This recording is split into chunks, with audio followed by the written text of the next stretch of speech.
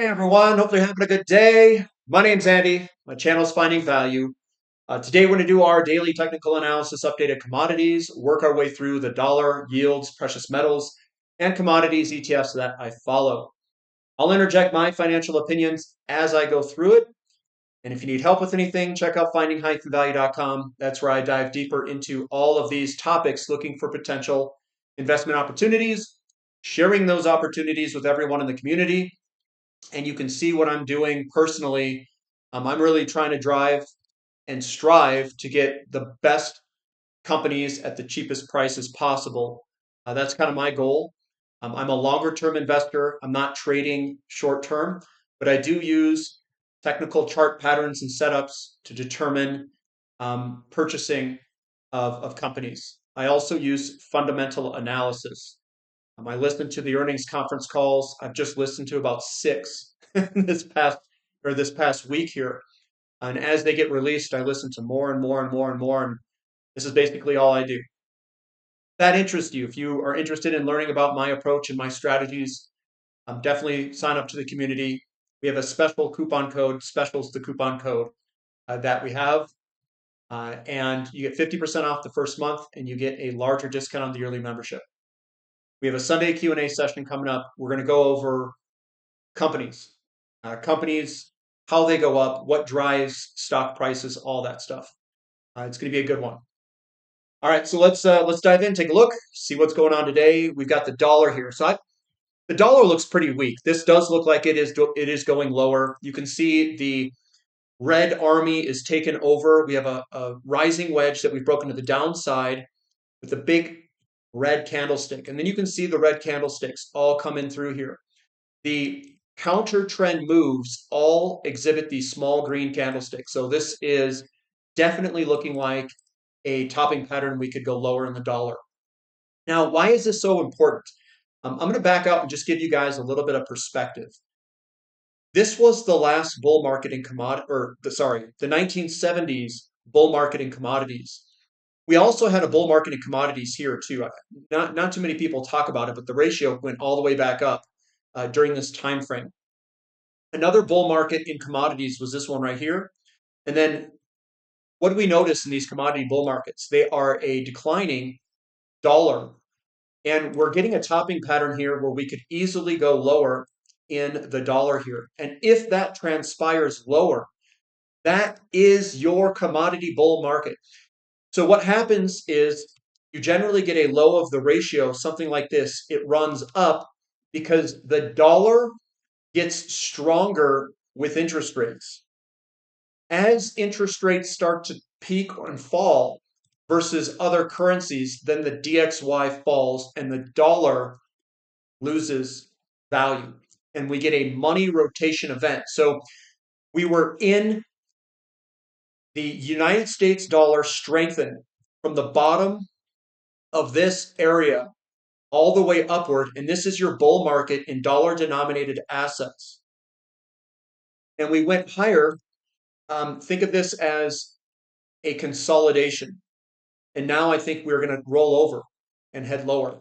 Another thing that you could look at is the strength of the dollar reaches these areas, and we're real close to that kind of area of overvaluation on the top. Undervaluation is all down here.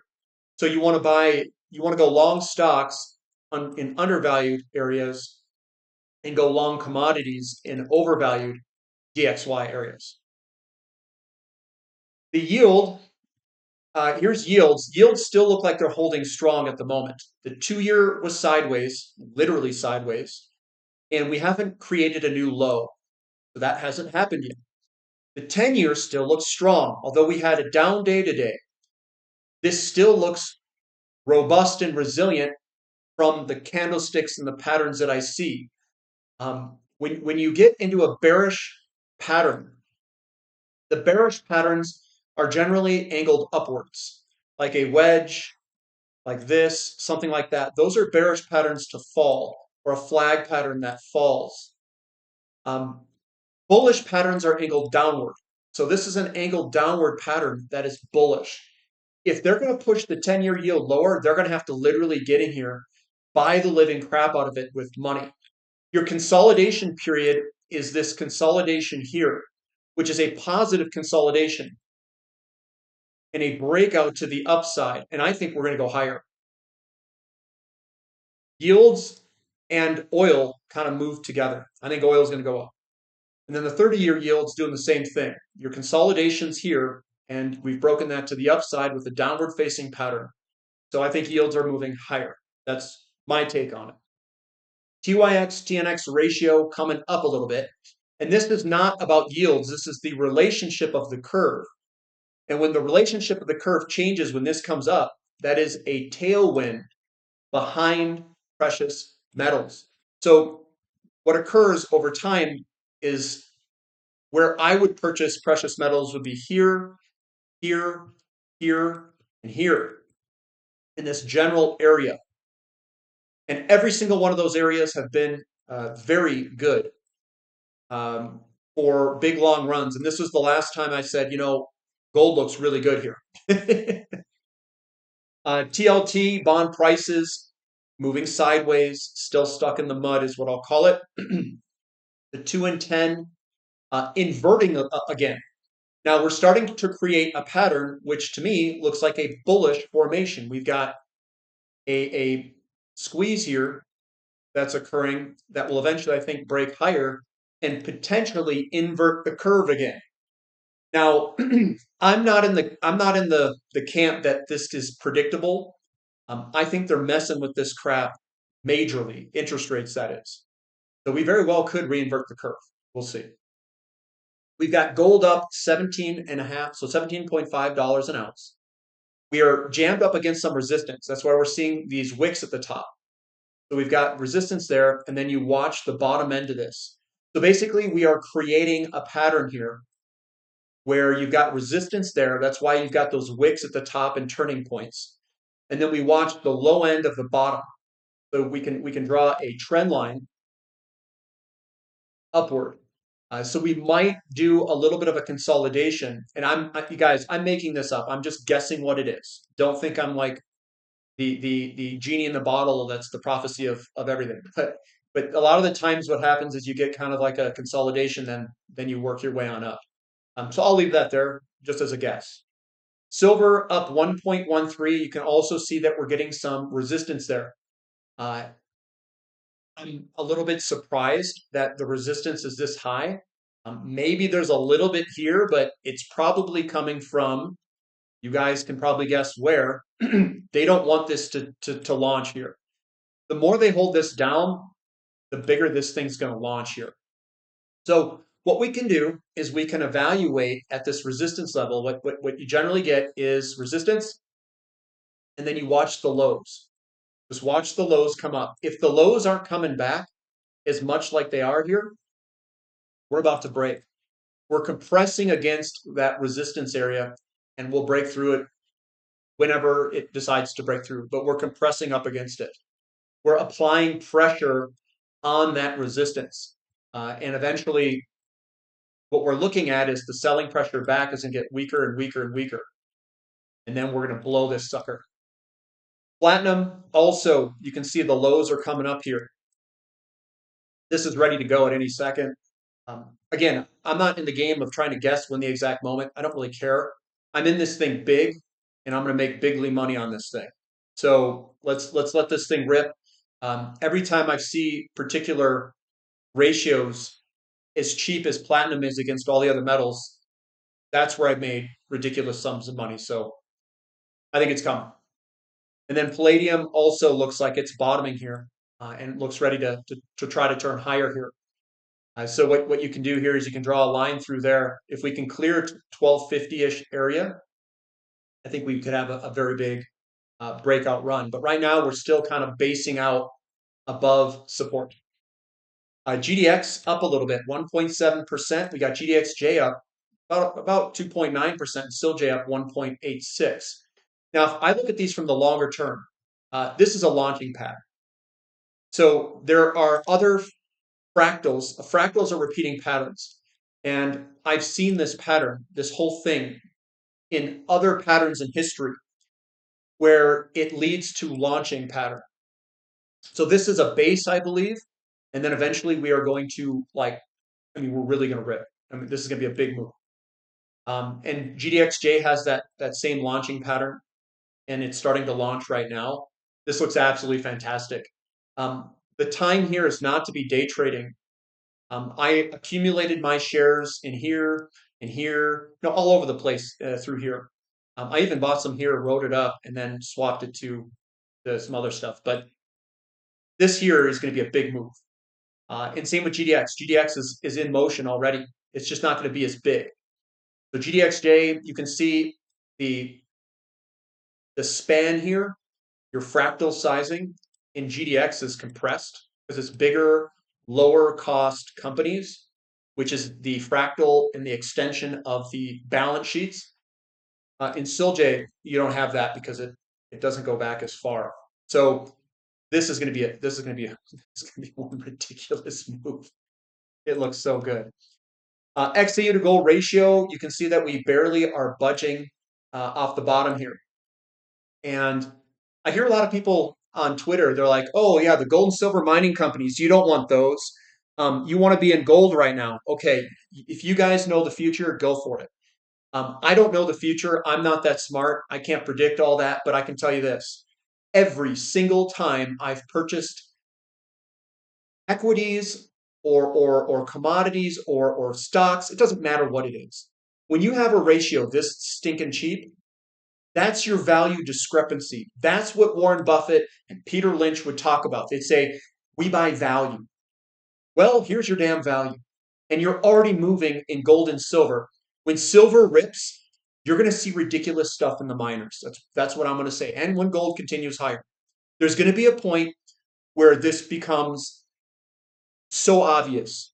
And then it's too late to make gobloads of money. You got to jump on it with patterns, not with price as your justification of purchasing it. Crude oil up 0.5%. I think we're gonna get heated up here at some point. It looks good. We're sitting on top of the pattern here. Let me try to get a better. I mean, I drew it on the monthly candlesticks, but you can draw it here. That's where we're at. We've got a breakout and a retest. We're doing the retest now. People are they're gonna set narratives. Oh, we're gonna have a recession. You can't use narratives like that. You got to go with what we've got in the positioning of the markets. This looks good to go higher. I would be long.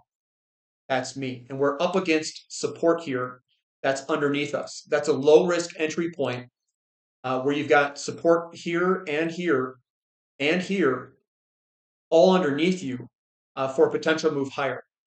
So I think it looks fantastic. TTF gas down a little bit. We're still within this channel. We hit our head on some resistance, this guy going across there. We haven't broken out of that yet. It doesn't mean we can't, but that's what we're up against. Natural gas in America, a lot of the times you get these big resistance areas, which is where we're at. We've got resistance coming through here, through there, and we are hitting that resistance at the moment. It will release. It has to. And people are going to say, this is what gets me a little bit, agitated sometimes is they'll say, well, we got to wait for the breakout. Guys, they can't make money. It has to go higher if more supply is going to come online. We've eaten through inventory levels. We're more towards the lower ends, and prices are going to have to either be at $4 or up to turn on production to get enough production to fill it back up. It's that simple. XOP, yeah, you know me, we're down slightly today. Just a slight down move. We're losing the big selling pressure candlesticks, which is good. But I'd like to see more of the big green boys show up like this one and this one. I want to see these guys come on in and buy it on up. We're not there yet. We might need crude oil to move on up and start moving. But the bigger pattern, shoulder, head, shoulder. This thing is a monster. When it goes, it's going to go. So I've been picking off my favorites in some of these areas already. And then OIH up 0.2%, hanging on to this, I don't know, little pattern we got going on here. Energy service, this thing's going to be one heck of a ride. They're going to panic, because if we don't get enough Um, if we don't get enough drilling and we don't get enough oil and the supply of oil out in late 2020s, which I think is going to be a big problem, we're going to drill like mad. And I look at things from a big picture view. One, two, three, that's your consolidation and energy service. We still haven't broken through that last downtrend, but your actual fractal pattern is this here. That's the fractal with a slight breakout. So we came down, fractaled in. This is a false breakdown. That's why I've got the FBO. And then now is the time to be looking at these opportunities because they are so undervalued, it's ridiculous. Newcastle Coal Futures down 1%, still above support, but we were down just slightly today. Still looks like it's trying to bottom. Profits Uranium Trust moving sideways. This is looking better. So I'm looking at the pattern here, 1, 2, 3, perhaps. I think we're close to bottoming here. And it's based off of the way that this looks coming up here. So we're getting closer and closer to a bottom, and we'll eventually rip. UX1, the uranium futures pricing down slightly. We've got URA, which is that's your big double bottom there in the move higher potentially. And we have a small down day today. Here's URNM, small down day. And then URNJ also small down day. And again, I think that we are getting close here for a potential, cost averaging in. That's what I would do, not at financial advice or anything. But I think we're getting real close here, and we'll find support. Another thing that you can look at for, say, something like URNM, you can go back and look at some of these, consolidation periods and compare it to this consolidation period. And there are similarities there. So I do think that we're getting close. It doesn't mean we're not totally done going down, but I think we're getting close to a potential bottom. Copper, we're back to support. We are bouncing up 1%, and there's that support. We're trying to break through that. So we're up against resistance. We are now using it as support. It's kind of that support resistance area that we're in. COPX up 2.5%. It's always good to see positioning in the underlying equities of copper, if copper's right where it's at. Iron ore moving sideways. I think this is going to go ballistic here, Goose, any second. That looks good. We've got aluminum up 1.75. We could be closing above that resistance level. And again, the lows coming up in there, squeezing up against that resistance. And we could see a big breakout here in aluminum. Nickel moving sideways. We're still doing double bottom action stuff here. The double bottom here and then the double bottom here, which is there. So you've got double bottom and a double bottom. That's a couple of booty cheeks all together. We've got moving sideways. That still looks good. And I do think this is going to work its way on up. And again, it all deals with that dollar. Money rotation, the dollar falling, and this is going to be a fun little ride here. Emerging markets likes the weakening dollar. Of course, it's going higher. We've got your bottoming pattern right there. It's your inverted shoulder, head, shoulder. PRE down slightly today. Where's this going to go? I don't know. We'll see. I don't like this pattern. I drew it in there. It doesn't look that good, to be honest. I'm just going to leave it, but we'll see if there's any follow through here. Tan down slightly. I don't believe in tan, so I'm still going over it though. It looks okay. It's trying to bottom. Lithium looks really good. I think we're going to move higher here. I redrew this. So here's your kind of big consolidation here, your 1, 2, 3 hump consolidation. And then we are breaking that to the upside. So this is all good to go. And if you guys want to know my favorite lithium stocks, they're on the website.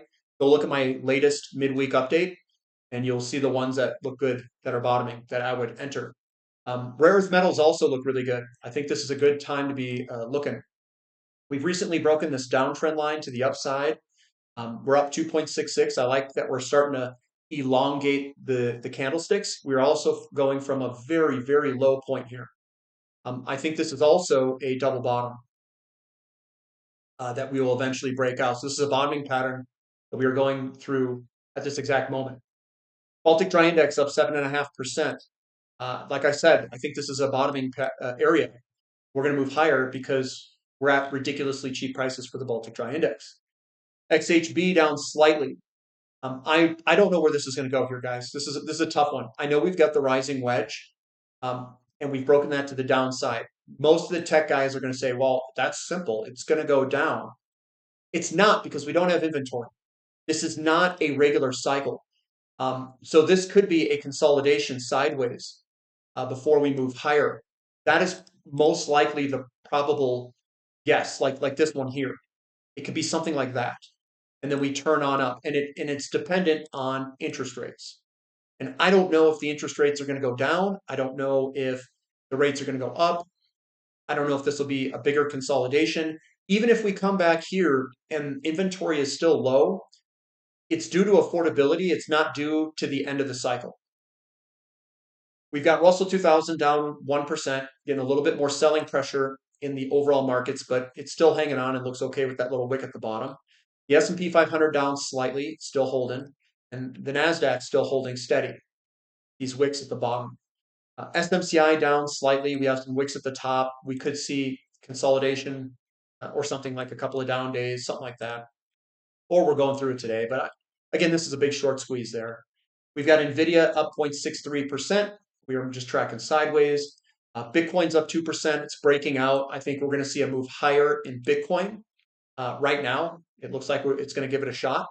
And we've got Ethereum up a little bit. This one doesn't look as solid. If we can break through here and get going, I could easily be changing my mind, in the next trading session.